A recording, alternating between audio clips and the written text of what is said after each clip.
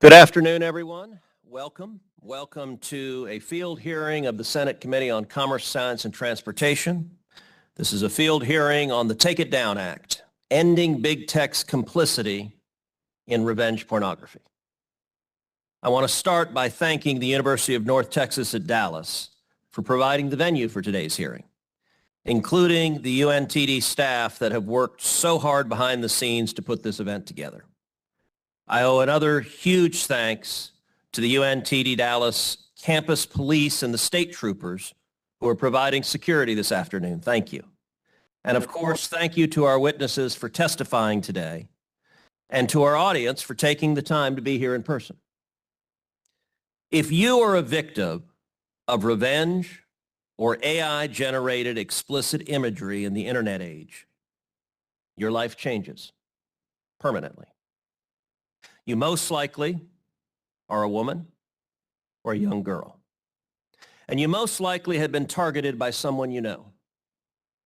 And if you do not happen to be a celebrity, you most likely are still struggling to have the images of you removed from the internet. The scourge of so-called revenge pornography is not new. It has been with us, sadly, for decades. However, new generative AI tools have made creating realistic, yet fake, explicit images and videos of real people easier than ever. Due to advances in technology, now anyone can become a victim. And it's increasingly affecting a particularly vulnerable population, teenage girls. High schools across the country are seeing an explosion of AI-generated, sexually exploitative images of female students. Thousands upon thousands upon thousands of them. These images are often created and spread by male classmates. We've seen almost identical cases in New Jersey, where a male classmate created and shared fake, sexually explicit images of their underage female classmates. We've seen it in Illinois, where boys altered dozens of their female classmates' prom photos to create fake nude images. We've seen it in Washington, where a boy at a dance uses AI to virtually strip his female classmates' dresses off. We've seen it in California, where 3 separate schools around Los Angeles in Beverly Hills, Calabasas, and Laguna Beach have had incidents of students using AI to create inappropriate, sexually explicit images of their classmates. We've seen it in Florida, where middle school boys created sexually explicit images of their 12-year-old and 13-year-old classmates.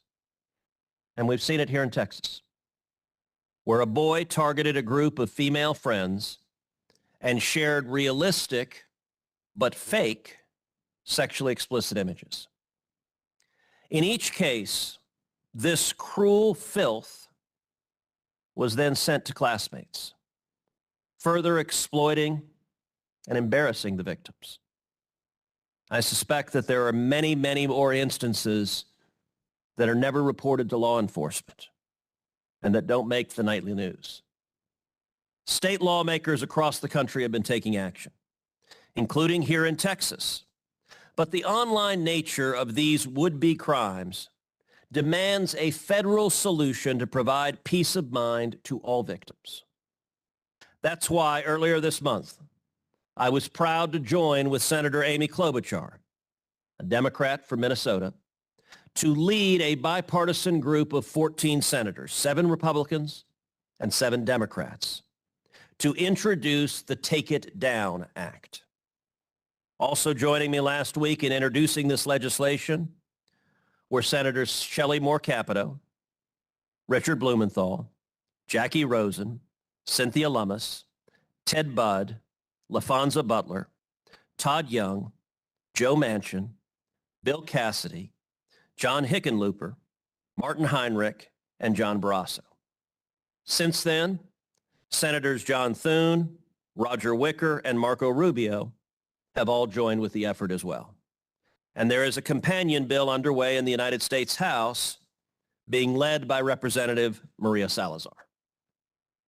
Our bill has garnered support from over 40 organizations across the political spectrum, including organizations that are both left-leaning and right-leaning advocacy groups across the political spectrum.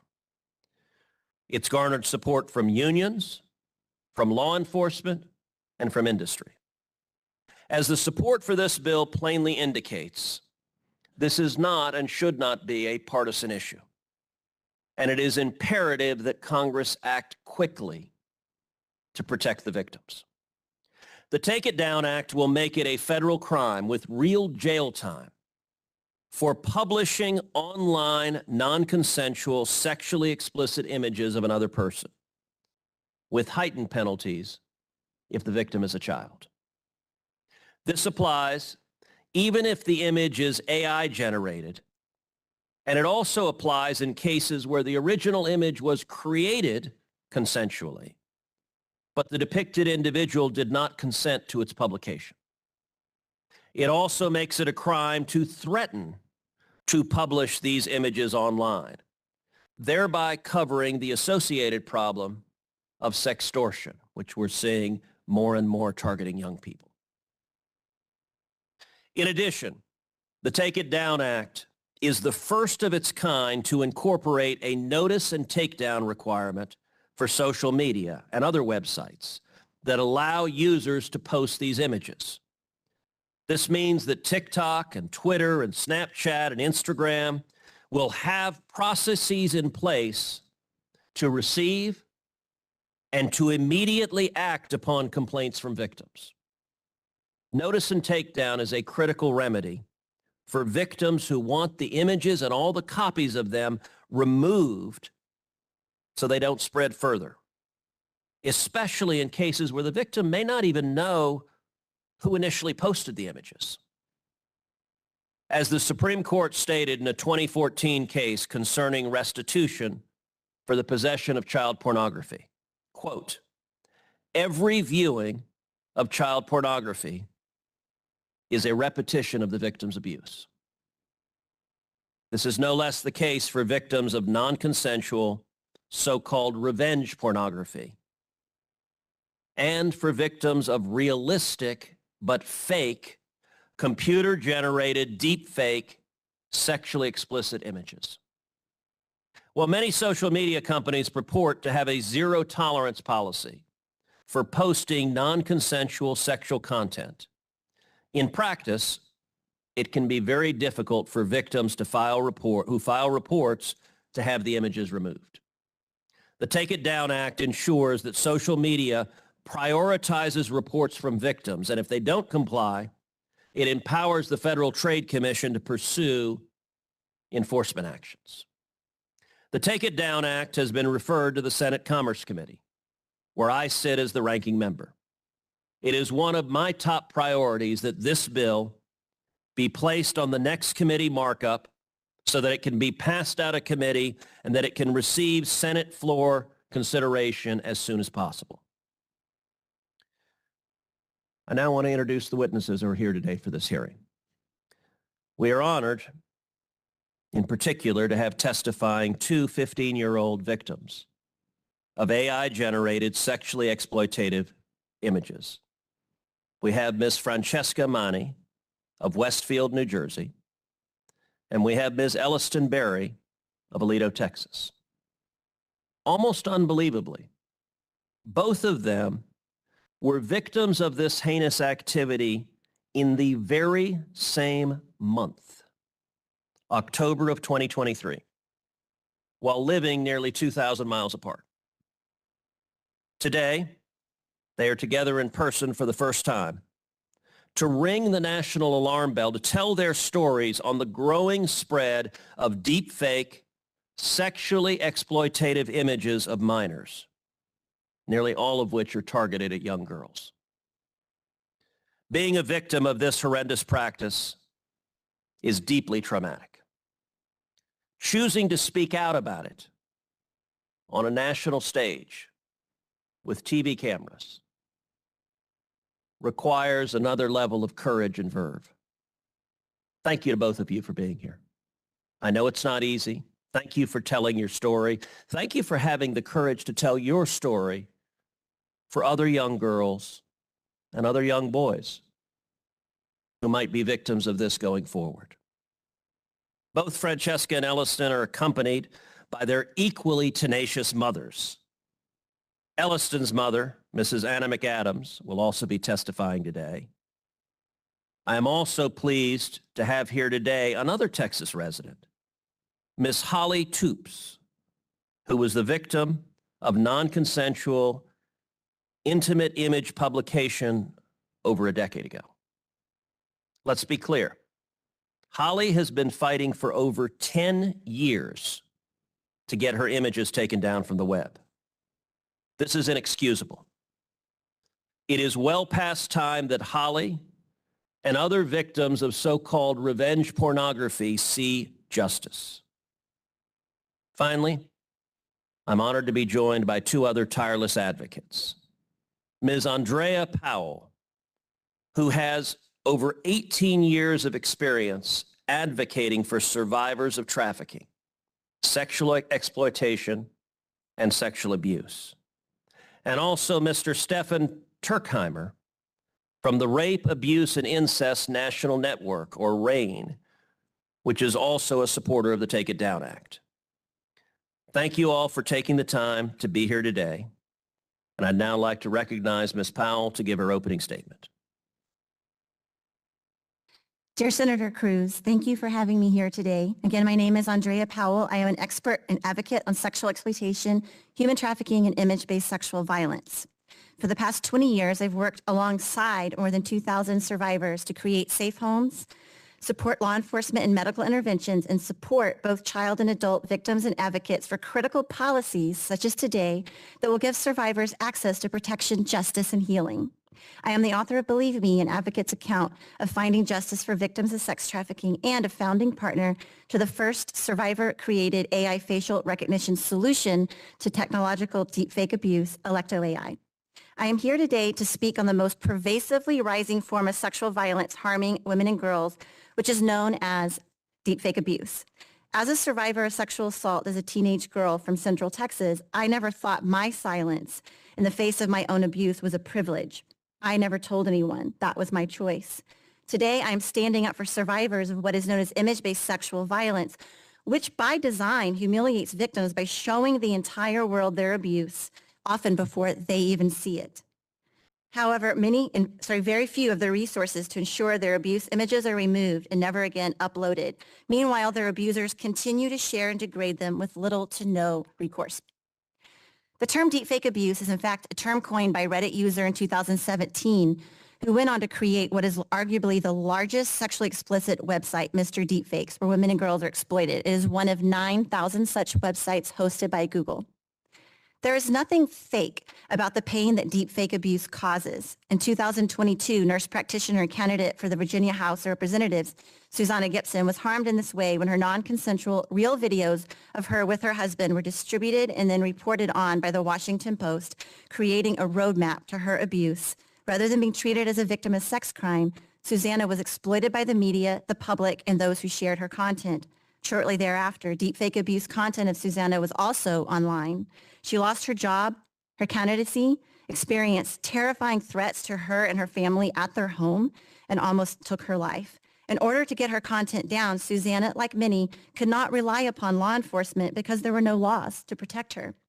Like most victims of deepfake abuse, Susanna had to create her own digital rape kit, painfully locating each abuse image, contacting each platform and website, hoping they would take mercy on her and take the content down. Most did not. Susanna now runs a nonprofit advocating for survivors like herself.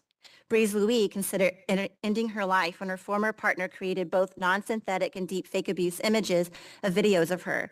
Her content was over 800 URLs across the world, and currently over 140 of these URLs are hosted by Microsoft Asia. Having just graduated from the University of California, Berkeley, and a venture capitalist, Breeze was shocked when law enforcement asked her if she was just a prostitute. The truth of the matter is anyone can be a victim, whether or not they've exchanged the content willingly, whether or not it was created by deepfake abuse, but no one should be a victim. Deepfake abuse is growing at astounding rates. Estimates indicate deepfake abuse has grown 3,000% since 2019, with over 300 apps, often free, with a simple search online. I believe this directly contributes to situations like teen boys finding and using online abuse apps to nudify their female classmates and teachers. It's a digital virtual gun that is loaded and aimed at the faces and lives of women and girls, such as those testifying before you today. So you have the app stores that monetize the apps, the software developers that create it, the platforms that host it, and the websites that explicitly create a form of organized sexual violence that is coordinated and monetized. Some creators make over $20,000 a year. They hire assistants, in fact. Deepfake abuse has become a dark culture that celebrates the abuse and sexual exploitation of women and girls. A simple look at the forums of websites like Mr. Deepfake show there's a culture emerging that validates the creators, even young boys, and rewards the violence. While tech platforms like Meta and Bumble laudably partnering with efforts such as Stop NCII to remove images, the abuse still remains. I earlier mentioned a young woman named Breeze Louis. Breeze went on to found the very tech solution that she needed in her darkest hour. Electo AI uses AI facial recognition software to partner with platforms and give individuals their consent back. This gives the control and safety back to individuals, and it saves them time and resources on the platforms. Electo AI demonstrates through survivor leadership once again that we actually can solve this problem. Survivors should have laws that match the crime. Perpetrators should be held accountable. And I stand before you today with the hope that we can make that possible because we can stop deepfake abuse. I know we can. Thank you, Ms. Powell, for your testimony, and thank you for your advocacy speaking up on behalf of victims everywhere. Mrs. McAdams. Thank you, Senator Cruz. On October the 2nd, we woke up to the news that devastated our lives forever. The previous day, a fellow classmate decided a fate for my daughter and her 8 friends that they would never have imagined for themselves. He decided to take beautiful, innocent pictures off of their social media platforms and impose nude body parts onto them using an AI app from Google called D&GG. On Snapchat, he made multiple accounts. He friend requested people and blasted them the fake nudes of the girls. It is important to draw attention here to the fact that he didn't just take someone else's nudes and put their faces on them. Instead, he took their actual bodies and used AI to make the images look even more real. These images are child pornography. These girls were 14 years old. Their innocence was taken that day. In just 24 hours, everyone in their social group had seen these pictures and they were being sent out to the entire high school. That week became a nightmare. Some of their friends asked him why he was doing it, and his response was that he wanted to go out with a bang and he wanted to ruin the girls. In today's world, those words are some of the scariest. We live with school shootings on a regular basis in this country. You could only imagine the fear those words caused the girls. Would he come to school with his intent to hurt them? Would he kill himself, hurt himself? The girls didn't want to go to school at all that week. On Friday of that week, the girls did go to school and the school went into lockdown. It seemed to the girls someone was after them. We are thankful that it was nothing more than a false alarm, but during this lockdown, this boy decided to go onto his account and continue to terrorize. That allowed the school's tech team to catch him. It is so shocking to be violated in this way. First, having nudes sent out that you didn't consent to, and second, then having the fear that your life might be in danger. What he did was malicious. He chose his victims and he reveled in their torture. Though he was caught, we were still not allowed to know his identity. The sheriff's office and the school said that they had to protect him as a minor. Our girls felt jaded by this. They were the victims, not him. We were able to have the school do a Title IX investigation, and once that was completed, we were able to know his identity. The school sent him to in-school suspension, but could not tell us when he was coming back. So the rest of the fall semester was spent in fear that he would come back to school without a warning. My husband and I went to the school board. Our plea was for them to expel him indefinitely. The school board argued that there was nothing in the student code of conduct to cover these AI offenses. The perpetrator was charged with sale, distribution, display of harmful material to a minor. It was a Class A misdemeanor. Instead of having our day in court, Our Parker County determined that he was not a harm to anybody and just gave him probation.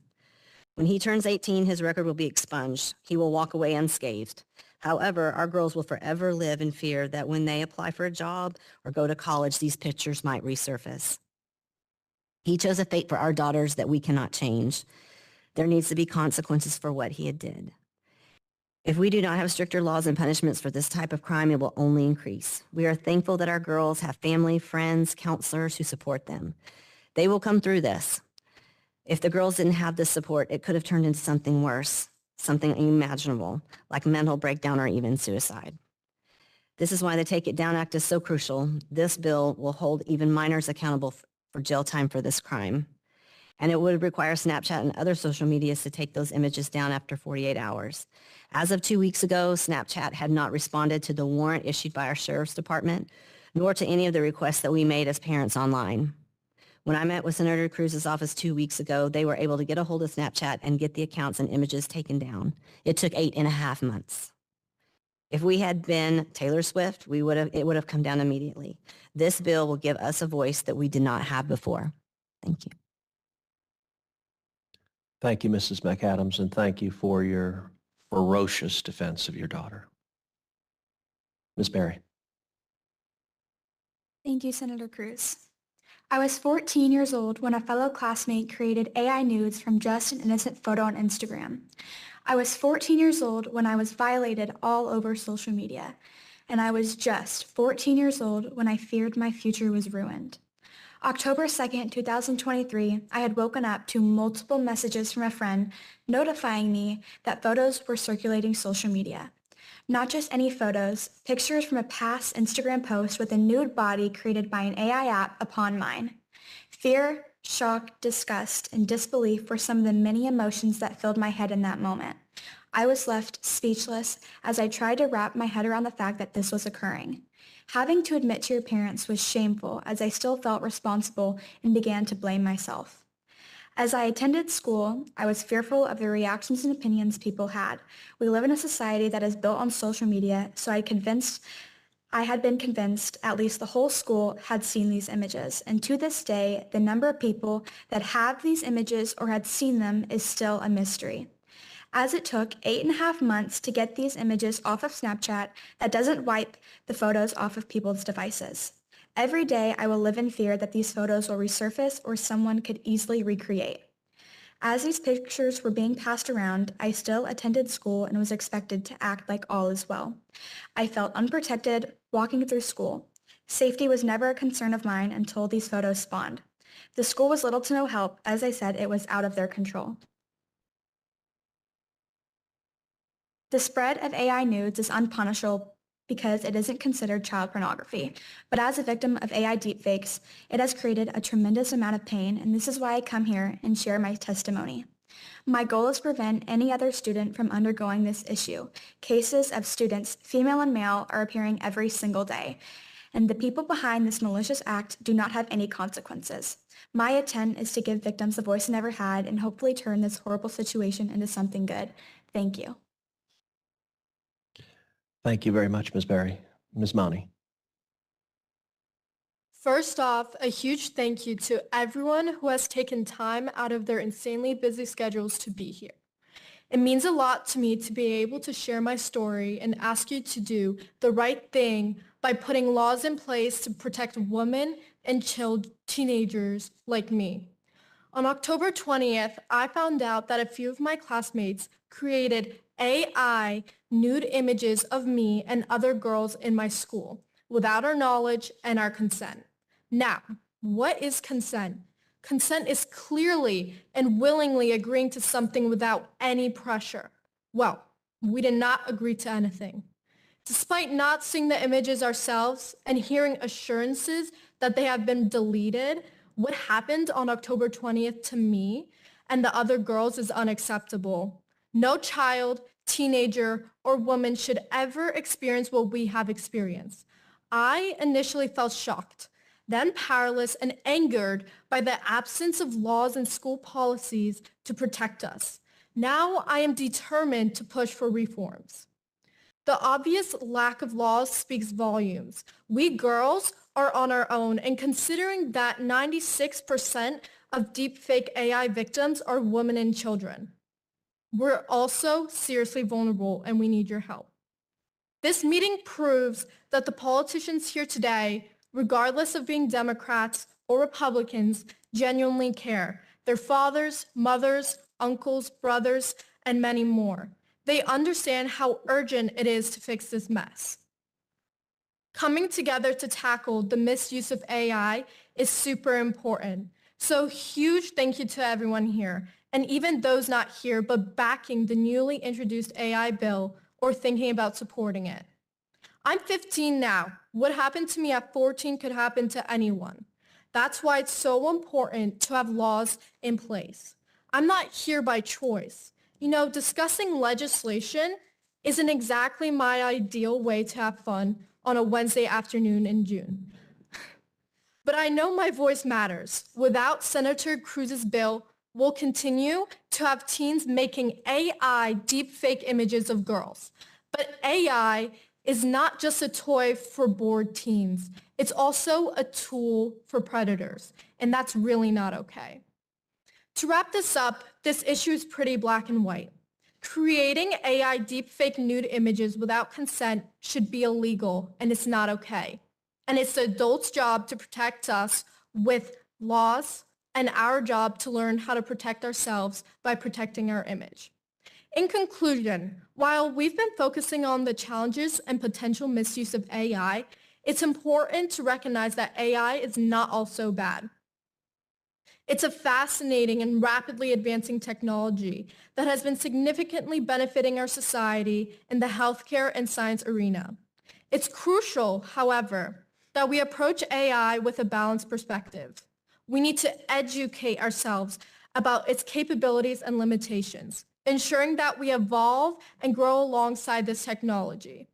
If we get the right laws in place and learn more about AI in schools, we can totally tap into the benefits of AI without getting burned. It's all about finding the sweet spot where innovation meets responsibility, where progress doesn't come at the cost of safety and ethics.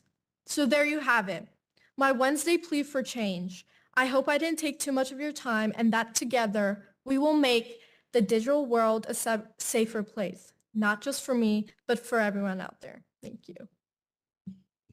Thank you very much, Ms. Bonnie. And let me say thank you also to your mom who's here with you today and who was with us in D.C. 2 weeks ago as well. Thank you for sharing your story. Ms. Toups. Thank you, Senator Cruz. Over a decade ago, I suddenly found myself in a disturbing and unfamiliar universe. Intimate images that were of a personal nature had been posted on a website and shared with the world. As I entered this alternate universe, I wasn't sure what to do. I was overcome with an eerie feeling knowing that there were people in real time looking at my body without my consent. But it was not just pictures. There were horrible comments, threats, and personal information posted about me. I immediately felt unsafe in my own home and uncomfortable in my own skin. Everyone in my hometown was talking about the website. When I was in public, I was approached by strangers who had no boundaries. They had, after all, seen me topless. They felt like they knew me and they assumed I wanted the attention. As soon as I was able to get myself together, I emailed the website explaining my pictures were posted without my consent and requested that they be removed. This was, after all, an egregious invasion of privacy, right? I was confident they would agree and that would be the end of it. However, they said they would be happy to remove my photos for a fee. Shocked, I responded I would not be paying to remove my photos they had posted without my consent. I would, however, hire a lawyer. I wasn't sure, however, that I could afford a lawyer, so I first sought assistance from law enforcement. However, there was little they could do. At that time, sharing intimate photos without consent on the internet was something new and the laws had not caught up. I reached out to a lawyer who agreed to send a letter to the website demanding the removal of my photos. But nothing legally could be done, he felt, as they were protected by Section 230. It looked as if they were free to do as they pleased. This was not acceptable to me. How was it that they were protected and I was not? But this time, the photos had been shared and saved on other websites, compounding the trauma. Someone suggested I contacted a private investigator to see what they could do. He agreed to help me, and within a few days, my pictures were removed from the original website. As you can imagine, I breathed for the first time in months. He warned me, however, that that might not be over, and I found myself checking the website to be sure that my pictures were not back up. Wake up, pour coffee, check website, repeat. Just when I began to feel like it was over, they were up again, this time on the front page. The perpetrators bragged about their ability to do freely as they pleased because they were protected by Section 230. From there, my photos continued to be shared from website to website. It was like a whack-a-mole trying to get them down as they continued to pop back up. The comments, the harassment increased. With the help of the investigator, I met with another lawyer who agreed to help me. I had gathered names of other local women posted on the original website. He agreed to assist them too. We filed a lawsuit naming the host site as well.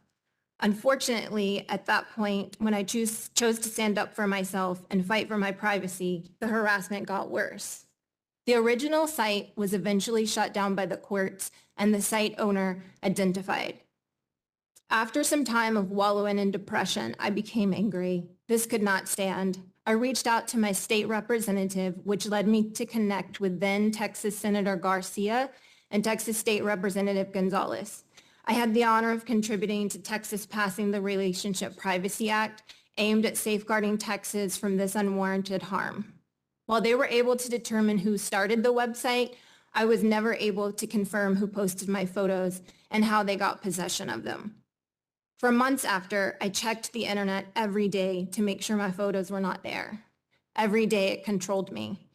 I often think of the messages and the threats that I received and of others who have gone through the same thing. It's really hard to put into 5 minutes what that year was like. These actions can inflict long-term psychological, personal, and social repercussions for the victims. I have gone through a lot of therapy to get past it. I'm still to this day amazed that with the click of a button, your body, your privacy, and your personal information can be exposed for the world to see. We have come a long way since my photos were posted without my consent. And while I'm grateful to see the progress has been made to protect others and there are protections being in place, there is still more to do. I think we can all agree on the importance of privacy. I think we can all agree that things of an intimate nature should be kept private and not disclosed to the world by individuals who seek harm. Additionally, that bad actors should not be permitted to create images with someone's likeness. Thank you for your time and your attention to this. Thank you, Ms. Toups, for telling your very difficult and harrowing story. Mr. Turkheimer. Thank you. Thank you, Senator Cruz. My name is Stefan Turkheimer, and I'm Vice President of Public Policy for RAIN. RAIN is the nation's largest anti-sexual violence organization. We created and operate the National Sexual Assault Hotline in partnership with more than 1,000 local sexual assault service providers across the country. Over 4.5 million survivors and their families have been helped by the hotline. We also operate about 30 hotlines for partners, including the DoD Safe Helpline for the Department of Defense. RAIN also carries out programs to prevent sexual violence, educate the public, ensure the perpetrators are brought to justice, and help organizations and companies improve their approach to prevention and response. Thank you for the opportunity to testify today on the critical issue of the distribution of non-consensual intimate images, often referred to as deepfakes, revenge porn, or non-consensual pornography. My testimony will outline why it's imperative for the United States to outlaw the creation and distribution of these images and provide survivors with a means to remove them from the internet and stop the cycle of harm. As you've heard from everyone up here today, victims of non-consensual intimate image distribution often endure significant emotional and psychological distress. Includes feelings of shame, guilt, anxiety, and depression. In severe cases, distress can lead to self-harm or even suicide. The emotional toll on victims underscores the needs to address these problems and for this bill to become law. Distribution of intimate images without consent can irreparably damage an individual's reputation, affecting their both personal and professional lives. Victims may face stigma, discrimination, and ostracism from their communities, workplaces, and social circles. The social consequences can be devastating and long-lasting. Sharing intimate images without consent fundamentally undermines an individual's autonomy over their own body and personal information. Consent is a cornerstone, as Ms. Monty was saying, of all interactions, especially those involving intimate or private matters. Outlawing non-consensual intimate image distribution reinforces the importance of consent and personal autonomy. And that's why it's so important that this actually becomes a crime, because criminalizing the distribution of non-consensual intimate images serves as a deterrent against malicious behavior. It sends a clear message that such actions are unacceptable and punishable by law. I want to underscore the lack of big tech support. Intimate images have been around forever. Deepfakes are new.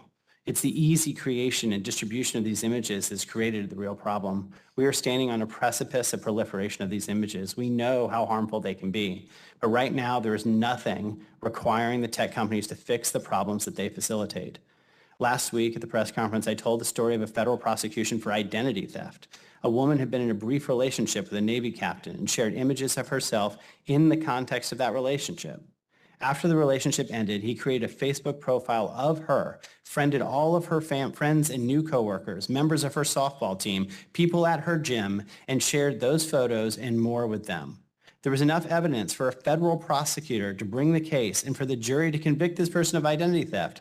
But Facebook, who was asked 400 times to take down the photos, would not, because they believed the fake profile was more real than the actual person. Big tech, they simply aren't going to fix the problem themselves. Big tech needs this bill. Survivors need this bill. We need this bill. Having legal recourse provides victims with a means to seek justice and hold perpetrators accountable. It also validates the experiences of victims, acknowledging the wrong done to them and offering a pathway to closure and recovery. I said earlier that RAIN runs the National Sexual Assault Hotline, where so many have found help. I reached out to them this week to gather some stories about people that have been dealing with NCII, and I was struck by how often it overlapped with contact offenses. This is not just a crime of the internet. It often flows from and leads to direct physical, in-person abuse. In many instances, technology-facilitated abuse overlaps. This occurred at different points throughout the continuum or timeline of abuse. I'm just going to give a couple examples from people that have brought this up. Technology as a tool to facilitate contact offenses. The survivor was groomed by a much older man online. They said they were in an online relationship at 13, 14 with a predator and didn't know he was older.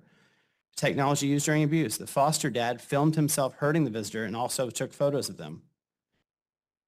Then the visitor states that their mother has threatened to share explicit photos of them if they tell anyone that she has been allowing men to have sex with the visitor for money. There's someone that was sexually assaulted 3 years ago and took photos of it and now is being threatened by those photos being spread online. This is a significant and pervasive problem, and it's only going to get worse without help. So thank you, Senator Cruz, for advocating for survivors and giving them a way to take back control of their own bodies. Thank you for your time. Well, let me say thank you to each of the witnesses for being here, for the advocates who spend your time speaking out against this abuse. Thank you for doing so. Thank you for your courage. And for those of you who have shared your own stories of being victimized, that takes extraordinary courage. It would be easy to say, I don't want to talk about what happened to me.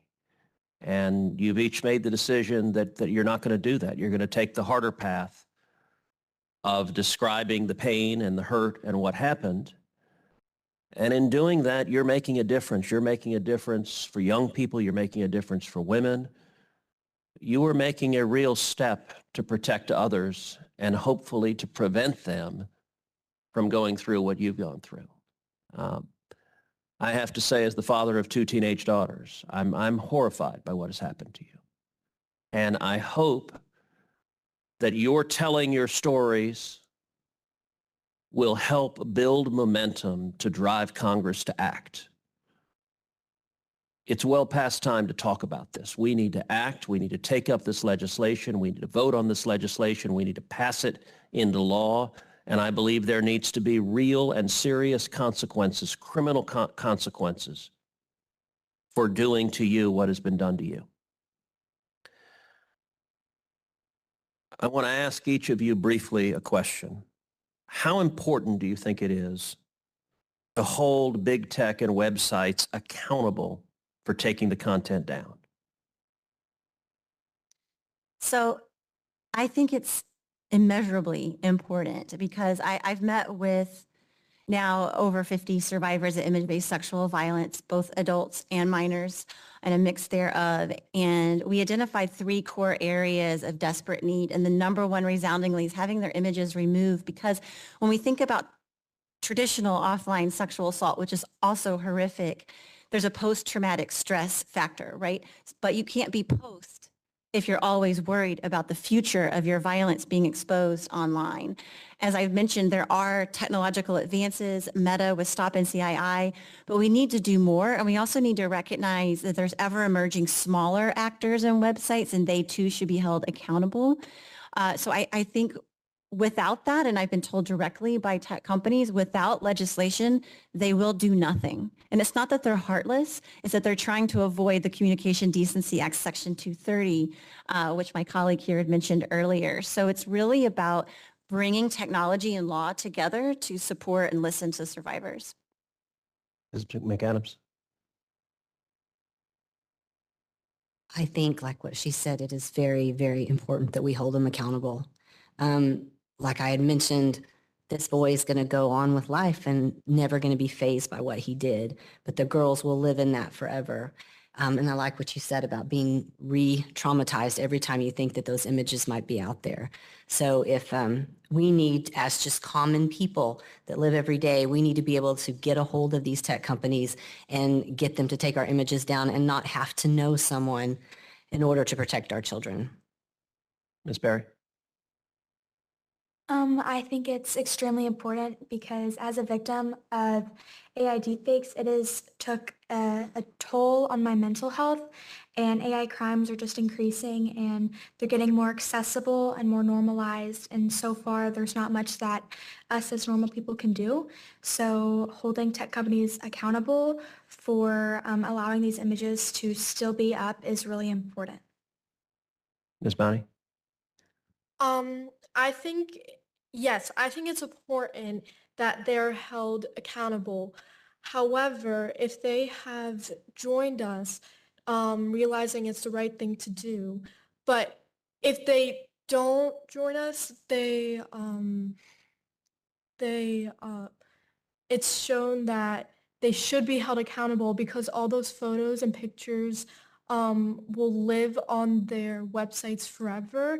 And I just don't think that's okay. And just to be clear that these owners of these websites could take down these photos in maybe less than a minute. Yep. Ms. Toups. Yeah, I agree. I think that them being held accountable and also being cooperative would have stopped my photos from being shared so many times. And I think if they're cooperative and they have the tools to do that initially, then it prevents a lot of what we've all gone through here today. Well, and I will say you're telling the story of waking up each morning and checking each day, afraid that they'd be posted again. I think that was truly haunting and powerful, and it underscores the repeated victimization that this produces. Ms. Turkheimer? I think it's imperative that tech plays a role here. And if they won't do it voluntarily, they should be required to do so. This is a problem that is not just facilitated by them, but that created by them. And the proliferation of these images is not possible without them. And so they have to take a role in pulling this back. There is not a situation where someone's creating a deep fake on their own without the deepfake websites and then sending it in the mail. That's not what's happening here. This is all facilitated by them, and they have to be either part of the solution or required to fix it. And let me ask again each of the witnesses very briefly, do you believe that Congress passing the Take It Down Act, making it a crime to post these images and creating a federal right to have these images removed, do you believe that legislation would make a real difference in fighting this threat? Absolutely. When you think of the crime of image-based sexual violence, in particular deepfake abuse, you have sort of like a grid here. You have the victim, you have the initial abuser, you have the platforms that facilitate the distribution of that abuse, and then you have law enforcement. Law enforcement can't serve what's not in the kitchen. If there's not legislation on the books on a state and federal level, then they don't have the capacity to engage. Oftentimes, because they'd like to and they can't. This legislation creates a through line and honestly sends an important message to tech platforms, and I don't care if they're big or small, to be honest with you, that we are taking this seriously. Up until now, they've been in charge of what gets taken down or not. And when good stakeholders get involved, good things happen. Otherwise, it doesn't. Those 9,000 websites that explicitly are designed for deepfake abuse absolutely do so with the joy of knowing they're causing harm, and they have to be held accountable, and so do the platforms that host them. And it's a great point that this applies to big tech, but little tech and anyone else as well. Yeah. Ms. McAdams? Yes, I think it is imperative to pass this bill. What we experienced with our school district was that they didn't know what to do, so they did nothing. Same thing with our local sheriff. They didn't have any laws, anything in place, so they just did nothing. So this Take It Down Act is going to be the basis, the starting point for now, us to be able to go into the schools and work with our student code of conduct and change that. So we're going to change it at every level, and I think this is the beginning part of that. Ms. Berry? As I mentioned before, these AI nudes are not considered child pornography, so it doesn't count for anything. So allowing this bill to be passed, it allows victims to have a sense of relief and safety because these photos will be off of social media within 48 hours. But as it took 8 months, the spread of my photos could have gone for many, many people. I still have no idea. But within 48 hours, I can be assured that it won't spread as much as it did, as well as the person behind this act will get punishment. Yeah. Ms. Money? I have one word, and the word is yes. I think it's super important that this bill exists because it just proves and it just helps protect us and women and children. Ms. Toups? Yes, I agree that this is vital. I know that there have been variations of laws passed across states to, try to combat this. But I think this really encompasses like all victims, and it's catching up with the times because, when the laws were beginning to get passed, we didn't have the AI problem. And I think the takedown provision is really vital because the sooner you can get them, ideally they don't go up. Right. The sooner you can get them down, the less likely they are to spread. And then also the mention of the threat of the posting. That is just as bad. Living under the threat that someone is going to post it, it is just as harmful to victims as the posting. And so I think it's a great bill, and I hope that it goes through. Great. Mr. Turkheimer? Yes, I think it's absolutely important. I think that big tech, little tech, middle-sized tech, none of them are really prioritizing the protection of victims. And having a criminal recognition of this crime is a recognition of the harm that it caused. It's a recognition of the victims that are produced. And to get tech to take these things seriously, in order to take them down, in order to recognize them, in order to remove them, it requires that sort of criminal element of the charge. And so, yes, absolutely. Great. So now I'm going to ask questions of each of you individually, going a little bit further into the testimony that you presented. And I'll start, Ms. Powell, with you. Thank you for sharing your story, and thank you for advocating for victims. Can you talk about how image-based sexual abuse has changed over the years? Absolutely. So many of you here today are probably familiar with the avalanche of deepfake abuse that was created of Taylor Swift, Billie Eilish, and Ariana Grande. What many don't know is that much of the bodies that were used along with their faces in this non-consensual sexual violence act were the bodies of teenage and adult young women in what is infamously known as the Girls Do Porn case, in which girls were lured into San Diego and then ultimately sexually assaulted and filmed during those sexual assaults. While those perpetrators have been ultimately held accountable, sort of, what that shows is that what was non-synthetic abuse, but obviously quite horrific, is now being repurposed for new abuse content of other individuals. So what has changed is there's these overlapping intersections of different types of image-based sexual violence. And what's also, I think, quite important to point out is that while these Nudify apps and other sources are easily found online, as I demonstrated in my testimony, It means that young people are being exposed to this violence in ever epidemic ways, and it's shifting the narrative to think that things like this are okay. And I think as we're talking about big tech, and we're talking about law enforcement, we're talking about perpetrators, we need to think about the bystanders and what kind of bystander do you want to be? And I think image-based sexual violence is challenging that. I think that's very powerful. Right now, in your experience, are websites making it a priority to take these images down? Some websites are, particularly those who are compelled to do so or have received excessive heat to do so, like the Pornhub website. But we need to make sure that it doesn't matter your size or what's going on. You need to have a simple, clear understanding that this is about the survivor and their consent, and it's not up for debate whether or not you want to take it down. But right now, it's very much at the whim of those sites. Yeah. And I know you also have deep expertise in working with survivors of human trafficking. Can you share a bit about how image-based sexual abuse manifests in trafficking cases? Absolutely. And this goes for both minors and adults. Traffickers, just like everyone here, use the internet. And they quickly learned in the early 2000s that they could take photos of their victims and use those photos, one, to coerce them into not leaving for fear of those photos being distributed. Two, use those photos to market to individuals who wanted to buy them either without their consent or if they're a minor. And then ultimately, and I know this personally, there was a young woman who was mentally delayed. She was a young, in her early 20s, and she was in my office one day, and I was looking through a website called Backpage.com, looking for victims and working with law enforcement, and I saw her photos. Well, I knew that that wasn't her because she was down the hall in my office in a coloring book. So I contacted the website.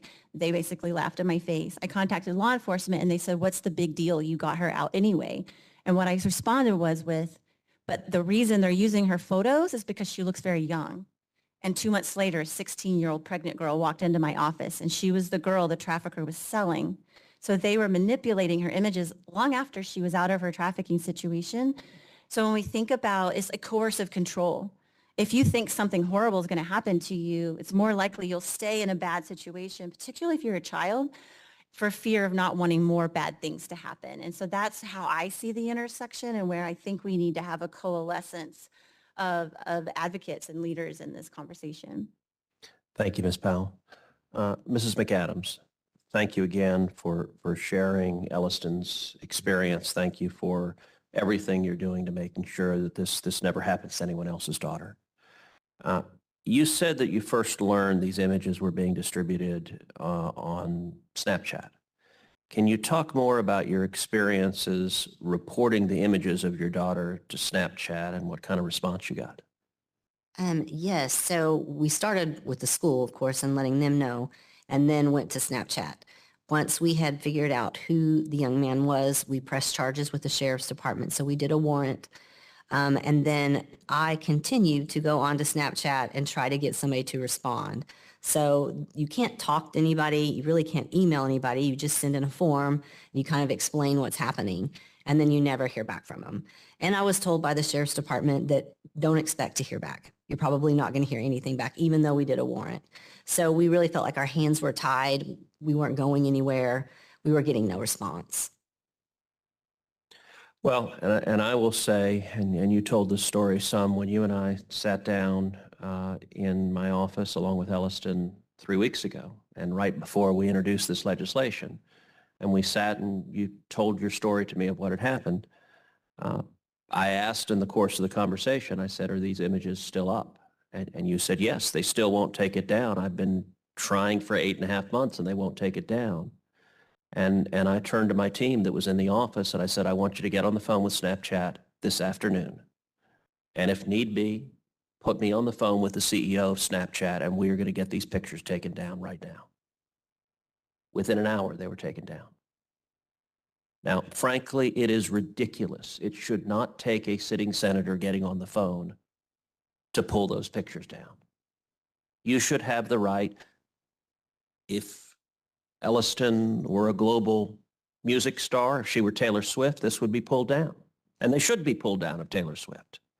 But they also should be pulled down for every teenager in Texas and every teenager and every victim in America. You should have the same right.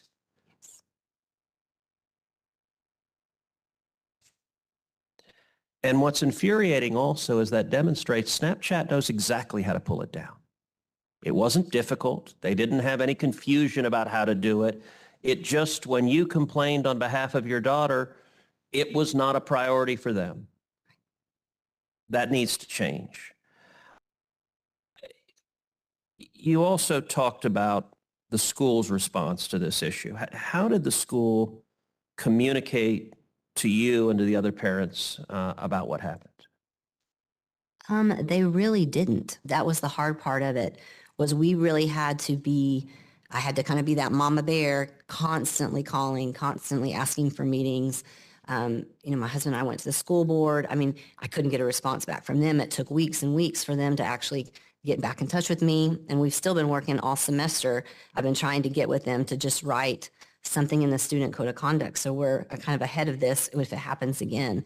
So I think that their approach to it was, we don't know what to do, so we're going to hope you're going to go away.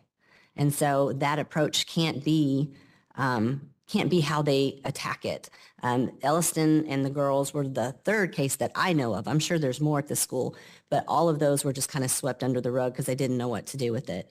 So that's one of my pushes. And I will say that when we got that word within 24 hours from your office that they had been taken down, I just cried. I mean, finally, we got somewhere and somebody heard us. But it should be that way. It shouldn't have to go on that long. Like you said, anybody should be able to, as a parent, protect my child, but also just a student be able to say, hey, I want my pictures off of there. Well, and so you've worked with the school district now in helping draft policies, or what is the status of No, I can't get them to respond to me. So Wow. we've had a couple of meetings set up, and then for some reason they've fallen apart, and now we're into the summer. I still have not heard back from them. So I had to really push to even have a follow-up with the school board. And then when I did, their response was more, we need to protect him. We have a right to him. And that was very maddening because he did what he did. Our daughters were the victims. So we really, through this whole process, I felt like I really didn't have a voice. Well, that is infuriating. One of the things I hope when the Take It Down Act is enacted into law is making this conduct a federal crime and a felony. I hope one of the things it will prompt is school districts across Texas and across the country to adopt clear policies against criminal conduct. That should be one of the next steps in response to this legislation. Can you also just describe, you're obviously a mom who loves your daughter deeply.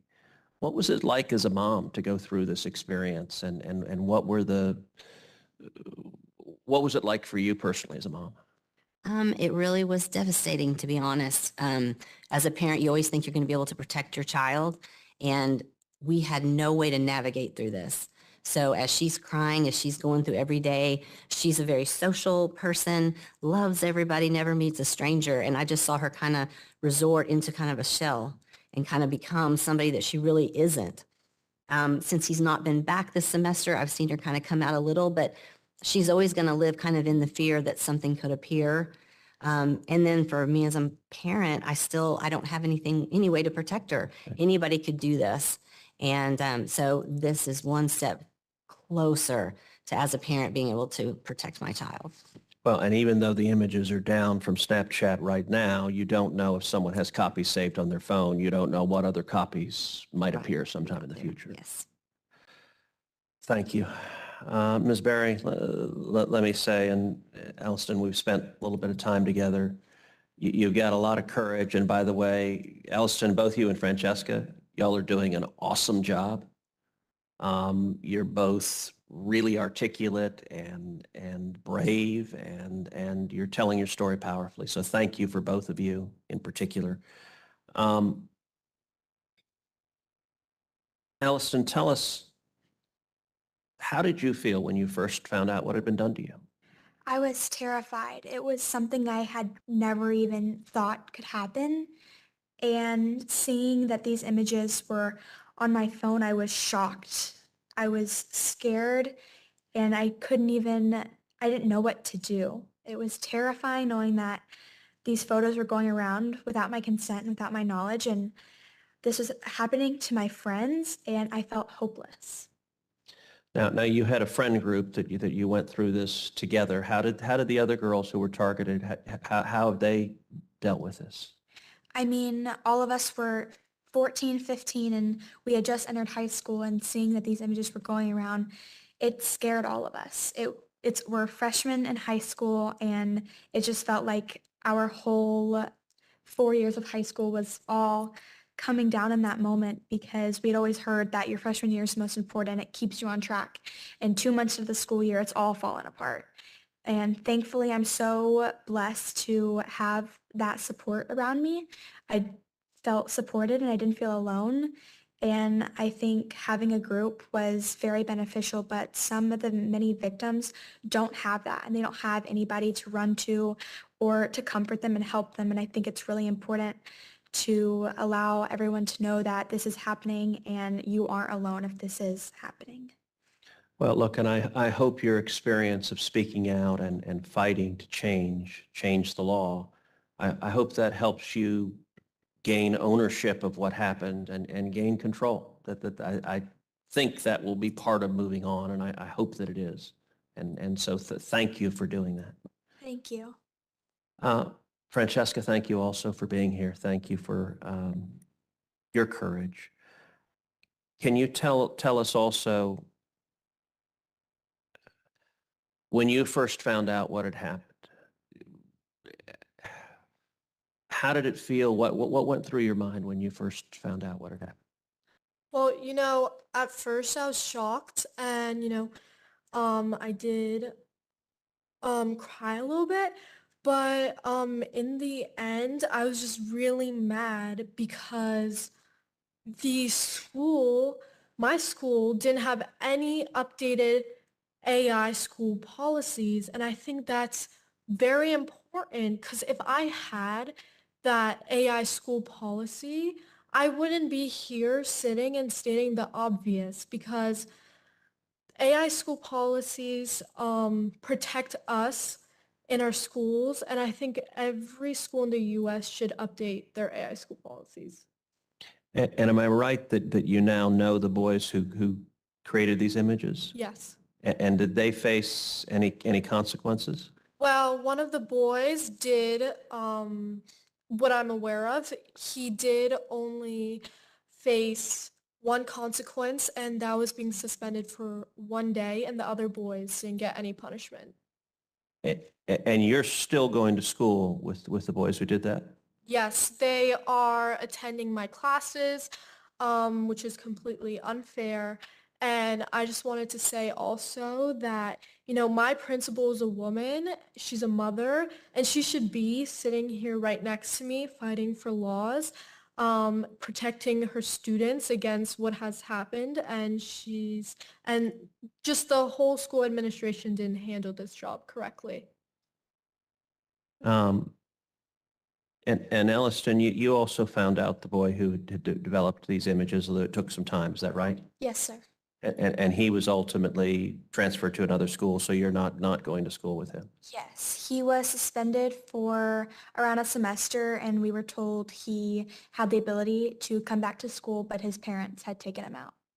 And this, you said, was a boy you didn't know terribly well. He was in class with you, but it wasn't someone you knew very well. Is that right? No, sir. I had classes with him, and he was just a peer of mine, but never had an actual sort of friendship or anything like that. Franchesca, how were the images shared with your classmates? They were shared through Snapchat. And what was the experience you and your mom had dealing with Snapchat and trying to get these images removed? Our lawyers tried to take them down, and it took a while for them, and it was never taken down except from your team. Your team helped them take them down.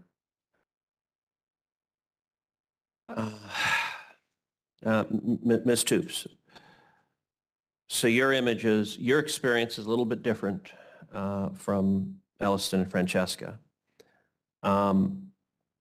And you've been dealing with this for over a decade. That's a long time to be dealing with this. Can you speak about how the awareness around posting non-consensual, sexually explicit images, how that awareness has changed over time. Yeah, we've come a long way. When it happened to me, I was so blown away that this was something that was going on that people would do. And I remember, speaking with the police, like it was a shock to them. They didn't know what to do because again, there was nothing for them to reach for and rely on it as far as the law. When I talked to my state representative at the time, I remember him, leaning forward as I was talking and then just leaning back in like just utter shock. So it took a lot of me having to educate people. Well, first I had to figure out what was going on to myself, and then understanding the issue and then helping others understand. And it was really difficult because it was still kind of new, and the people that it had happened to understandably didn't want to talk about it because it was traumatizing. And then, when you did speak out publicly, there was a lot of backlash and a lot of harassment that came with it. So it was hard to kind of get the message out there of what was going on and get people to understand it. And at the time it initially occurred, did people understand how serious it was, or has that understanding grown in the past decade? I think once they wrapped their head around what I was explaining, because it was so foreign to them at the time. And so I think once they wrapped their head around it, they did understand the seriousness. The thing that I think was the underlying thread for everyone was privacy. Like that's such an invasion of privacy. Right. How is this happening in the first place? But also how come no one is responding and stopping it? And are the images still online today? As we sit here today, I'm not sure. At some point, I had to stop looking. There was a point when they were so vast across, so many places. And the investigator that was helping me worked really hard to just constantly go after them. But as we sit here today, I don't know. I stopped looking because I just no longer wanted to be controlled by that. But I wouldn't doubt it. And can you describe a little more your experience trying to get websites to pull them down and how they responded? Yeah, so as I stated, my initial response was to tell the website because I just figured, it was user generated. They didn't know any better. And that didn't work out. And so the police, and then my next step was the law enforcement, and they didn't really have any way to stop that. And then the first lawyer sent the letter, which was ignored. And then I went to the investigator and he did whatever he did to kind of get them temporarily down. And then they came back up and they were ultimately only ever removed from the original site by the courts when I ended up hiring an attorney and filing a lawsuit. And were you ever able to figure out who had posted the images, where they came from? I was not. We were able to figure out who started the website and who was, operating it. But I was never able to figure out, I had a lot of thoughts of how, because some of the photos that were posted had never been sent to anyone. So, obviously I went into thinking, was my computer hacked, like all the things.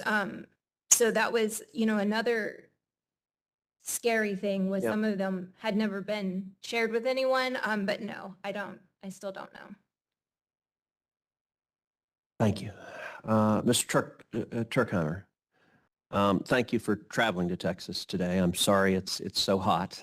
This is summertime in Texas. We can't help that. But come in November and it'll be beautiful, and you can get shorts and you can go play golf. There is a trade-off we get.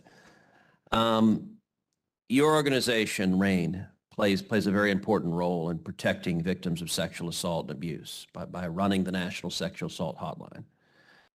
It's my understanding that RAIN has received millions of calls from victims of sexual violence over the years. How often does RAIN receive calls and reports about image-based sexual abuse? It's a really good question. And because of this field hearing, I asked people on the hotline how many in the past few shifts they had been receiving. So just sort of in the last week or less. And they just did a quick Excel document for me. And there are 36 in the last few shifts.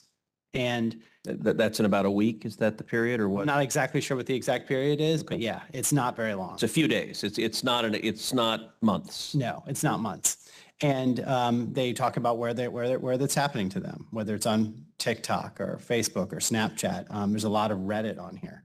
And what often happens in these situations is some of these are non-consensual image sharing. Some of these are deep fakes, and some of these are deep fakes that are intended to get the visitor to the hotline who's complaining about this to create self-created CSAM. There are two parts of the hotline. There is a phone number, and there's also an online hotline. The online hotline is primarily used by people that are under the age of 18, and all of these reports are coming from the online hotline. So do you have any data or sense of the frequency that these non-consensual images are targeting minors as compared to adults? I don't have any really good data on it. I just sort of have the anecdotal data on it. Everything that comes off the hotline is anonymized, so I don't have the ages that are associated with these. But the fact that they're coming from the online hotline does suggest that they're trending younger, and certainly that they're people that are under 18 are experiencing it. And how often does RAIN see image-based sexual abuse in connection to other physical crimes like sexual assault? Yeah, it's a really good question. And it comes up relatively frequently. A lot of times people are calling the hotline, disclosing things that happened, their first disclosures to the hotline, and the person they're talking to is hearing about the whole story. And the whole story sometimes involves a sexual assault and then pictures of that sexual assault. And then sometimes it's the other way around, where someone has been groomed and sextorted and ends up being sexually assaulted after image-based abuse. So there are sort of countless ways in which sort of an image-based abuse, which is sexual abuse, ends up being an in-person contact offense. And so you mentioned that the sextortion component of it. Can you elaborate a little bit on any information about how frequent this problem is? Yeah. So a lot of what happens for children online in grooming situations or in sextortion situations is the person the person that's seeking the survivor to create CSAM, self-created CSAM, does so by pretending to be a child themselves.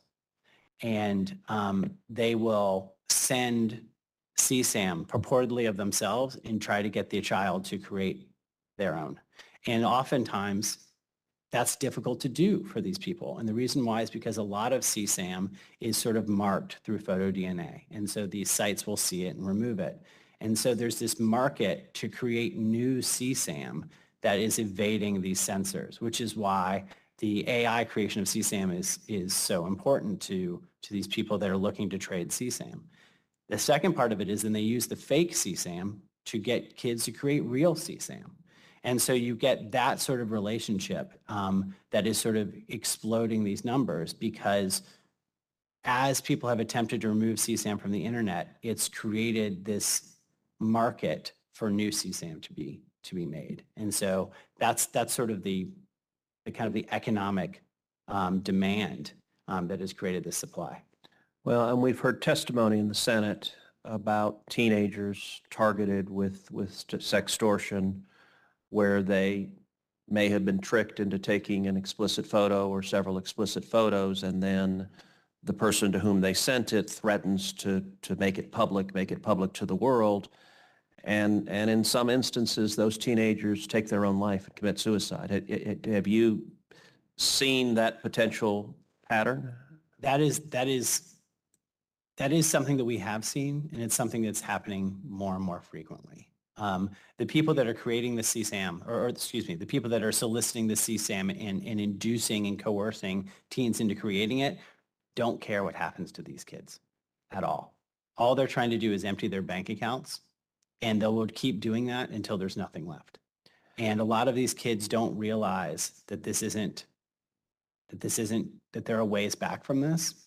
and so end up taking their own lives, which is why it's so important for them to have some sort of agency, to have some method to combat this, which is why I think this bill is so important. In your experience, have you seen how the non-consensual posting of these images affects victims? What is the impact on the victims? We see people call the hotline because they're feeling depressed. They're calling the hotline because they're feeling anxious. They're feeling targeted. They don't want to leave their homes. They're having their life taken away from them. And that is the common response when you feel that you've been violated, when you feel like your body is not your own. And it's so important for those people to have their agency restored, for those survivors to have their agency restored, to have something that they can do. And right now, there isn't a tremendous amount that they can do. It's very difficult to take back that control, which is why it's so important that there needs to be some method that allows them to do so. Thank you. Ms. Powell, I noticed you nodding emphatically during much of what Mr. Turkheimer was saying, and so I want to give you a chance to elaborate. I'm going to give everyone a chance if there's any kind of final closing observation you want to make. We're going to wrap up shortly, but I'll give everyone a chance. Just if there's something you don't want to leave without having said, you'll have that opportunity now. But Ms. Powell, we'll start with you. Yes, I wanted to close with the story of a young man I worked closely with when Matthew Herrick was an emerging actor in New York. In his early 20s, he began a dating relationship, quickly realized the person he was dating was very controlling and ended it. That individual made over thousands of date rape fantasy sites on a website called Grindr.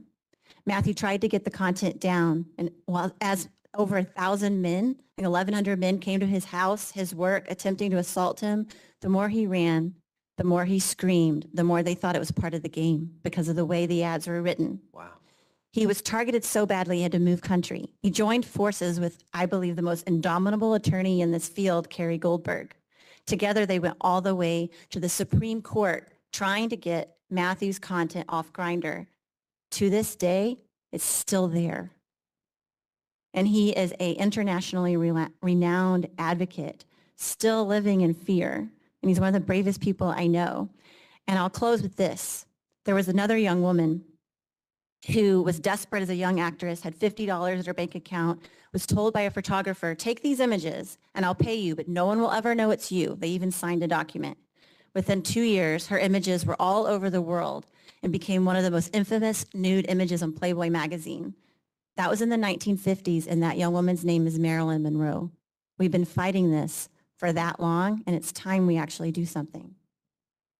Wow. That's horrific and powerful. Mrs. McAdams? Yes, I'd like to say something about, since all this started and everything we've been getting, all this traction with it, I've had at least 3 or 4 moms reach out to me with their daughters having the same thing happen to them, even to the point that, like he was talking about, somebody shared her images, then groomed her, and then he showed up and raped her. So it's like, whoa, I can't, stories that are coming out. And so I just think that this is a good starting point to maybe stopping this abuse against our children. Ms. Berry? I just wanted to say that no student or anybody for that matter should fear for their safety, which is why this bill is so important, because it ensures the protection of all victims and allows schools to take issues like this seriously. Thank you. Ms. Mani? I just wanted to say that schools around the U.S. should update their school AI policies so students know how to protect themselves against it. And I just think we should have more laws being put in place to help protect these women and children. Ms. Toups? I just want to say thank you to yourself and to the other senators who have signed on to this. I understand that, the world changes and moves pretty swiftly, and we have to continue to revamp our laws to keep up, but I didn't expect to still see this happening, a decade after we tried to combat it the first time.